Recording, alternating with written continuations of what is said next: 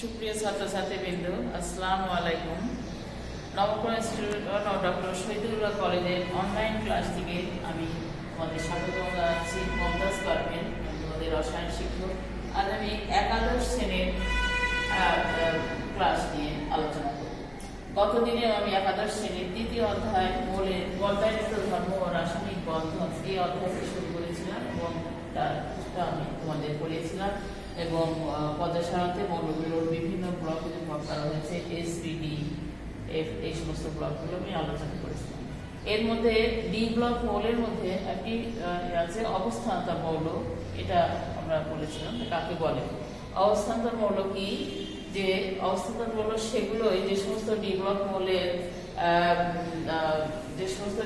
মৌলের একটি আয়নের যদি ডি ব্লকে তোমার 1 to 9 ডি ব্লকে যদি অসম্পূর্ণ ডি অরবিটাল যদি থাকে, অর্থাৎ 1 to ডি অরবিটালটা যদি 1 থেকে ডি অরবিটালের সর্বোচ্চ ইলেকট্রন আমরা জানি 10টি থাকে, সেটা যদি 10টি না হয়ে 1 থেকে 9 পর্যন্ত থাকে, তাহলে সেই সমস্ত মৌলগুলোকে আমরা অবস্থান্তর মৌল বলবো। তারা ডি ব্লক হবে, কিন্তু তাদের যদি ডি অরবিটালে 1 থেকে 9 পর্যন্ত ইলেকট্রন থাকে তাদের আয়নের, যে কোনো একটি আয়নের যদি ডি অবস্থানে, তাহলে তাদের 1 থেকে 9 পর্যন্ত থাকে, তাদেরকে আমরা বলবো অবস্থান্তর মৌল। এখন এই যে অবস্থান্তর মৌল, এই মৌলগুলোর একটি বিশেষ ধর্ম, কতগুলো বিশেষ ধর্ম রয়েছে। যেমন অবস্থান্তর মৌলগুলোর পরিবর্তনশীল যোজ্যতা থাকে, এদের পরিবর্তনশীল যোজ্যতা থাকে। এরা রঙিন যৌগ গঠন করতে পারে, এরা জটিল যৌগ গঠন করতে পারে, এরা প্রভাবক হিসাবেও কাজ করে এবং এরা প্যারাচৌম্বকীয় ধর্ম প্রদর্শন করে। এগুলি থাকে। এখন স্ক্যান্ডিয়াম এবং জিঙ্ক এটা অবস্থান্তর মৌল নয় কেন? এরা কেন অবস্থান্তর মৌল নয়? এরা যদিও ডি ব্লক কিন্তু অবস্থান্তর নয় কেন, সেটা আমরা একটু দেখি। স্ক্যান্ডিয়াম তার পারমাণবিক সংখ্যা 21, এর ইলেকট্রন বিন্যাস করলে আমরা দেখি 1s2 2s2 2p6 3s2, তোমরা নিশ্চয়ই ইলেকট্রন বিন্যাস পারো। তো 2s2 2p6 3s2 3p6 3d1 4s2। এখন স্ক্যান্ডিয়ামের যদি আয়ন গঠন করে, স্ক্যান্ডিয়াম কি করে, তার শেষে 3টি ইলেকট্রন সে ত্যাগ করতে পারে এবং স্ক্যান্ডিয়াম 3p+। যখন 3টি ইলেকট্রন চলে যায় 3+, 3টি ইলেকট্রন কোথা থেকে যায়? এখানে S এ থেকে যাবে 2টা, D থেকে 1টা। তো D থেকে যদি 1টা চলে যায়, তখন D ইলেকট্রনই আছে 1টা, তখন D তে কোনো আর ইলেকট্রন থাকে না, শূন্য। অর্থাৎ তাহলে আমাদের অবস্থান্তর মৌলের সংজ্ঞায় রয়েছে যে এদের আয়নে অন্তত D তে ইলেকট্রন থাকতে হবে, অসম্পূর্ণ 1 থেকে 9 এর মধ্যে থাকতে হবে, কিন্তু এখানে ইলেকট্রনই নাই। তাহলে এটাকে আমরা অবস্থান্তরের আয়নে যদি ইলেকট্রন ডি অরবিটাল ইলেকট্রন না থাকে, তাহলে এটাকে আমরা অবস্থান্তর মৌল বলবো না। আবার জিঙ্ক, যখন জিঙ্কের পারমাণবিক সংখ্যা হচ্ছে 30, এর ইলেকট্রন বিন্যাস করলে দেখা যায় 1s2 2s2 2p6 3s2 3p6 3d10 4s2।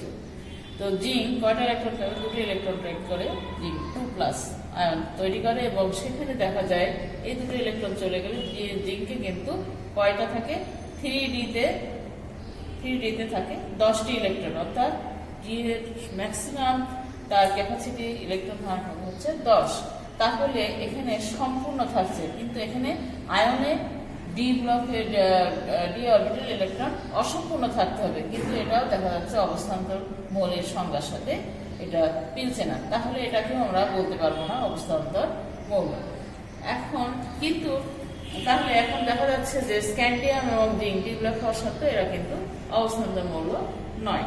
আবার আয়রনের ক্ষেত্রে দেখো ডি ব্লক অবস্থান্তর উভয়ই আয়রন। কেননা আয়রনের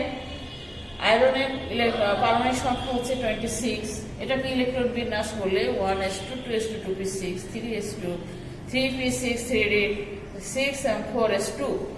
এটাকে যদি আমরা Fe2+, অর্থাৎ 2টো ইলেকট্রন যদি চলে যায়, তাহলে এখান থেকে যাবে 2টো ইলেকট্রন গেলে এখানে থাকে 3d6, অর্থাৎ ডি অরবিটাল অসম্পূর্ণ। অর্থাৎ ডি অরবিটাল এখানে কি হচ্ছে? অসম্পূর্ণ। 10টা থাকার কথা, কিন্তু 6টি রয়েছে।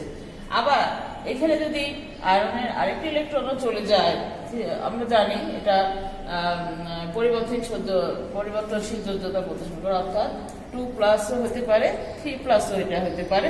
যদি 3টা ইলেকট্রন চলে যায় এবং 3+ যদি হয়, তখন তার আরেকটা ইলেকট্রন, দুটো ইলেকট্রন তো এস থেকে গিয়েছে 4s থেকে, আরেকটা ইলেকট্রন যখন যাবে তখন 3d থেকে যাবে, গেলে এখানে থাকবে কটা? 5টা ইলেকট্রন। এটাও অসম্পূর্ণ, অর্থাৎ এখানে দেখা যাচ্ছে এর অবস্থান্তর মৌলের সংজ্ঞা ফুলফিল করছে। অবস্থান্তর মৌলের সংজ্ঞা অনুযায়ী এখানে অসম্পূর্ণ ইলেকট্রন রয়েছে, অর্থাৎ আয়রন অবস্থান্তর মৌল ডি ব্লক দুটোই, কিন্তু এরা অবস্থান্তর মৌল না, কারণ এখানে ডি ব্লক, কিন্তু এখানে এরা অবস্থান্তর মৌলের সংজ্ঞার সাথে এরা মিলছে না, কারণ অসম্পূর্ণ ইলেকট্রন নেই। এখানে অসম্পূর্ণ ইলেকট্রন আছে, আবার ডিতে ইলেকট্রন আছে, অর্থাৎ আয়রন ডি ব্লক অবস্থান্তর উভয়ই হতে পারে, কিন্তু স্ক্যান্ডিয়াম এবং জিঙ্ক ডি ব্লক হতে পারে, কিন্তু তারা অবস্থান্তর মৌল নয়।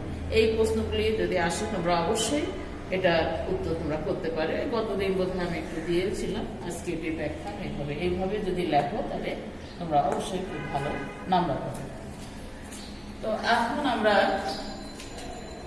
চলে যাই যে ইলেকট্রন বিন্যাসী যদি পর্যায় সারণীর মূল ভিত্তি হয়ে থাকে, তাহলে ইলেকট্রন বিন্যাস থেকে পর্যায় সারণীতে মৌলের অবস্থান নির্ণয় করা যায়। অনেক সময় এমন হয় যে আমরা হয়তো মৌলের অবস্থানটা ঠিক জানা নেই, কিন্তু আমরা মৌলের পারমাণবিক সংখ্যা জানি, ইলেকট্রন বিন্যাস যদি ওর করতে পারি, তাহলে আমরা কতগুলো নিয়ম জানলে সেভাবে আমরা কিন্তু মৌলের পর্যায় সারণীতে মৌলের অবস্থান আমরা নির্ণয় করতে পারবো, যদি আমার মনে না থাকে। কিভাবে? দেখো, পর্যায় সংখ্যা নির্ণয়। পর্যায় সংখ্যা নির্ণয় করতে মৌলের ইলেকট্রন বিন্যাসের সর্বোচ্চ প্রধান কোয়ান্টাম সংখ্যা n এর মান মৌলের পর্যায় সংখ্যা নির্দেশ করে।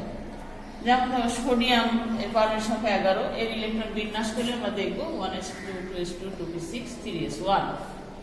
তাহলে সর্বোচ্চ প্রধান কোয়ান্টাম সংখ্যা এখানে কত? 3। আমরা দেখতে পাচ্ছি সর্বোচ্চ প্রধান কোয়ান্টাম সংখ্যা 3। তাহলে সোডিয়াম দেখলাম পর্যায় 3 নম্বর পর্যায়ে রয়েছে, পর্যায় 3। আর গ্রুপ সংখ্যা নির্ণয় করতে গেলে কোন গ্রুপে মৌলটি অবস্থিত তা জানার জন্য মৌলটির ইলেকট্রন বিন্যাসগত ব্লক ও যোজ্যতা ইলেকট্রন সংখ্যা জানা প্রয়োজন। যেমন আমরা ধরো এস ব্লক মৌলের ক্ষেত্রে, এস ব্লক মৌলের বেলায় সর্ববহিষ্ঠ এস অরবিটাল, সর্বদা এস অরবিটাল ns1 or 2, 1 অথবা 2, মোট এই দুটোর মোট ইলেকট্রন সংখ্যা মৌলটির গ্রুপ সংখ্যা নির্দেশ করে। ns1 দ্বারা গ্রুপ 1, ns1 হলে গ্রুপ 1, এবং ns2 দ্বারা গ্রুপ 2 বোঝায়। হ্যাঁ, যদি দুইটা ইলেকট্রন থাকে এস অরবিটালে তাহলে গ্রুপ 1, একটা ইলেকট্রন থাকলে গ্রুপ 1 এবং দুইটা ইলেকট্রন থাকলে গ্রুপ 2 বোঝাবে। আর পি ব্লক মৌলের ক্ষেত্রে সেখানে কি হবে? পি ব্লক মৌলের ক্ষেত্রে 10, প্রথমে 10 যোগ করে দেবে, 10 যোগ ns2 np1 to 6, পি এর সর্বোচ্চ 6টা ইলেকট্রন থাকে, np1 to 6, এর মোট ইলেকট্রন সংখ্যা 10 এর সাথে এস আর পি তে যতটি ইলেকট্রন থাকবে এই মোট ইলেকট্রন সংখ্যা হবে গ্রুপ সংখ্যা। যেমন ns2 np1 দ্বারা আমরা কি বুঝবো? এস এর 2টা আর পি তে একটা, মোট 3টা, 2 আর 3, আর তার সাথে যোগ হবে 10, তাহলে গ্রুপ 13, অর্থাৎ 13 নম্বর গ্রুপ। আর ns2 np2 দ্বারা আমরা কি বুঝবো? এস এর 2টা পি তে 2টা, অর্থাৎ 2 2 4 আর এর সাথে 10, তার মানে 14 নম্বর গ্রুপ বোঝাবে। ডি ব্লক মৌলের বেলায় n-1d ns অরবিটাল দুটির মোট ইলেকট্রন সংখ্যা মৌলটির গ্রুপ সংখ্যা প্রকাশ করে। আর 4 নম্বরে দেখো, এফ ব্লক মৌলের বেলায় যোজ্যতা স্তরে এক অরবিটালে ইলেকট্রন থাকে এবং এফ ব্লকভুক্ত সব মৌল গ্রুপ 3 এর অন্তর্ভুক্ত। এখন আমরা কয়েকটা উদাহরণ, এই যে নিয়মগুলো, এগুলো আমরা কয়েকটা উদাহরণের সাহায্যে আমরা কিন্তু ভালোভাবে বুঝতে পারবো। যেমন পর্যায় সারণীতে যে নিম্নত পারমাণবিক সংখ্যাংশ মৌলগুলোর দেখাও, যেমন 18, 22, 29, 48, 16 এবং 59, এই পারমাণবিক সংখ্যা বিশিষ্ট মৌলগুলোকে আমরা যদি ইলেকট্রন বিন্যাস করি তাহলে আমরা এর গ্রুপ এবং এর পর্যায় বের করতে পারবো। যেমন পারমাণবিক সংখ্যা 18 বিশিষ্ট মৌল ইলেকট্রন বিন্যাস আমরা কি জানি? 1s2 2s2 2p6 3s2 3p6। তাহলে এখানে দেখা যাচ্ছে সর্বোচ্চ তার এর পর্যায় 3, কারণ কি এখানে এর সর্বোচ্চ এখানে তার প্রধান কোয়ান্টাম সংখ্যা হচ্ছে 3, সর্বোচ্চ প্রধান কোয়ান্টাম সংখ্যা 3, তাহলে পর্যায় 3। এবং এখানে ইলেকট্রন আছে কয়টা? এখানে ইলেকট্রন আছে 6 sp, s আর p তে যা ইলেকট্রন থাকবে তার সাথে যোগ হবে 10, তাহলে 6 আর 2 8, আর আগে 10 যোগ হবে, 10 যোগ করলে হবে 18, তাহলে এটি 18 নম্বর গ্রুপের মৌল। এবং আমরা জানি যেহেতু এখানে এর অষ্টক পূর্ণ আছে, অর্থাৎ শেষ কক্ষপথে 8টি ইলেকট্রন রয়েছে, তাহলে এর অষ্টক পূর্ণ রয়েছে এবং অষ্টক পূর্ণ থাকলে সেটাকে আমরা কি বলি? নিষ্ক্রিয় গ্যাস। নিষ্ক্রিয় গ্যাস এটি, এবং নিষ্ক্রিয় গ্যাস 18 নম্বর গ্রুপে এটি অবস্থিত, এটি নিষ্ক্রিয় গ্যাস, নিষ্ক্রিয় মৌল। তারপরে খ নম্বরে আসো। খ নম্বরে কি আছে? পারমাণবিক সংখ্যা 22। পারমাণবিক সংখ্যা 22 বিশেষ মৌলের ইলেকট্রন বিন্যাস আমরা দেখিনি। এটা ইলেকট্রন বিন্যাস হচ্ছে 1s2 2s2 2p6 3s2 3p6 3d2 4s2। এখানে সর্বোচ্চ প্রধান কোয়ান্টাম সংখ্যা কত? 4। কোয়ান্টাম সংখ্যা 4, তাহলে এটার পর্যায় 4, এবং এর এখানে এটি ডি ব্লক মৌল, যেহেতু ডি এখানে আছে, ডি ব্লক মৌল, এবং 3d এবং 4s এর টোটাল ইলেকট্রন সংখ্যা কত? 2 2 4, তাহলে এর ইলেকট্রন সংখ্যা 4, তাহলে এখানে গ্রুপ সংখ্যাও 4, এর পর্যায়ও 4। এখানে ডি ব্লক মৌলের ক্ষেত্রে হচ্ছে যেটা নিয়ম সেই অনুযায়ী এটা 2 2 4, এর হচ্ছে গ্রুপও 4, এর পর্যায় যেহেতু সর্বোচ্চ প্রধান কোয়ান্টাম সংখ্যা 4, সেজন্য এর পর্যায়ও 4। এরপরে আসো আমরা পারমাণবিক সংখ্যা 29 বিশিষ্ট মৌলের ইলেকট্রন বিন্যাস। এটা কি? 1s2 2s2 2p6 3s2 3p6 3d10 4s1। এক্ষেত্রে সর্বোচ্চ কোয়ান্টাম সংখ্যা হচ্ছে 4, তাহলে এর পর্যায় হচ্ছে 4, অর্থাৎ এর মৌলটি চতুর্থ পর্যায়ে অবস্থিত। আর এই দুটা যোগ করলে কত হচ্ছে? 3d আর 4s এর টোটাল ইলেকট্রন সংখ্যা হচ্ছে 10 আর 1 11, তাহলে এখান থেকে এর গ্রুপ সংখ্যা বোঝা যাচ্ছে 11, এর গ্রুপ সংখ্যা হবে 11। আবার পারমাণবিক সংখ্যা 48 বিশিষ্ট মৌলের ইলেকট্রন বিন্যাসে 1s2 2s2 2p6 3s2 3p6 3d10 4s2 4p6 4d10 5s2। এইখানে যেহেতু সর্বোচ্চ কোয়ান্টাম সংখ্যা কত? 5, সর্বোচ্চ কোয়ান্টাম সংখ্যা আমাদের প্রধান কোয়ান্টাম সংখ্যা হচ্ছে 5, তাহলে এটির পর্যায় সংখ্যা হচ্ছে 5, অর্থাৎ 5 নম্বর পঞ্চম পর্যায়ে এটি অবস্থিত। আর এর এখানে 4d10 আর 5s2, এখানে ইলেকট্রন সংখ্যা মোট কত? 10 + 2 অর্থাৎ 12, তাহলে এর গ্রুপ সংখ্যা হচ্ছে 12, এখানে গ্রুপ সংখ্যা হবে 12। আবার পারমাণবিক সংখ্যা 16 বিশিষ্ট মৌলের ইলেকট্রন বিন্যাস আমরা দেখতে পাচ্ছি 1s2 2s2 2p6 3s2 3p4। এইখানে সর্বোচ্চ কোয়ান্টাম সংখ্যা হচ্ছে কত? 3, সেজন্য এর পর্যায় 3, এটি তৃতীয় পর্যায়ে অবস্থিত। এবং 3s 3p এর মোট ইলেকট্রন সংখ্যা, এই দুটার ইলেকট্রন সংখ্যা 4 আর 2 6, এখানে আমার কি হবে? তার সাথে 10 যোগ হবে, তাহলে 10 + 6 = 16, তাহলে এর গ্রুপ হবে 16 নম্বর গ্রুপে এটি অবস্থিত। আমরা আগেও এটা একটা দেখিয়েছিলাম।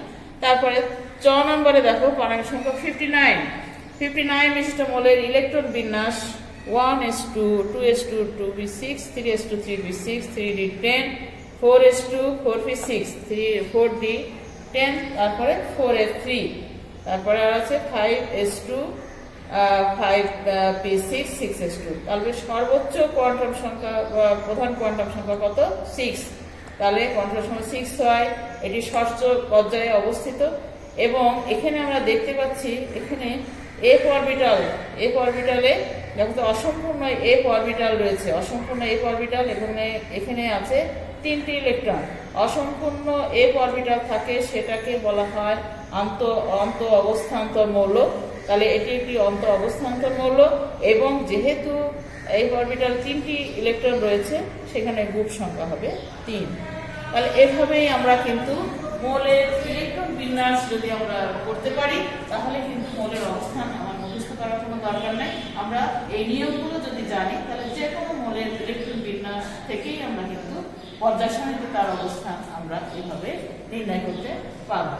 আশা করি সবাই বুঝতে পেরেছো, এবং এভাবে তোমরা এই জিনিসগুলো প্র্যাকটিস করবে, দেখবে যে কোনো নিজেরা আবার প্র্যাকটিস করবে, যে কোনো মৌলেরই ইলেকট্রন বিন্যাস করলে তোমার পর্যায় সারণীতে তার অবস্থান কোথায় সেটা তোমরা মিলিয়ে নিতে পারবে। তাহলে আজ এ পর্যন্তই, আগামী দিন আমরা আবার অন্য বিষয় নিয়ে আবার আলোচনা করব।